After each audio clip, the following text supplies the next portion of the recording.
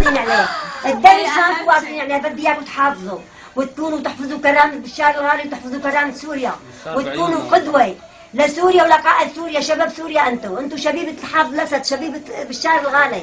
بدي اياكم تضحوا بارواحكم من اجله، تدرسوا وتتفوقوا. لما اللي بتدرسوا وبتفهموا ما حي بيقدر يغشكم، ما حي بيقدر العميل يقدر ياثر عليكم.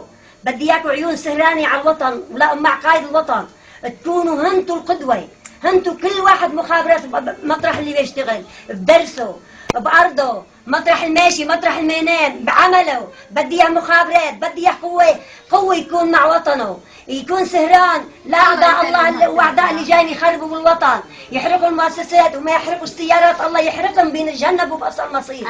هودي أعداء الله وأعداء الوطن هن ذبحونا، ما حيجي كيف ذبحوه جو شقفوه، بس يعرفوا بحال هن شو قيمة الحقوراء.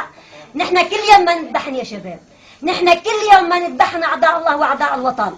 نحن شاكر بأذن الله ننخز بقلوبنا وبعيوننا أن أعداء الله وأعداء الوطن بالداخل وبالخارج بأذن الله. بشار الغالي وشعبه شاكي ينخز بعيون أعداء الله وأعداء الوطن بالوطن وبرا الوطن. الله يبارك فيك يا رب. الله يسلم هالتم الخليل.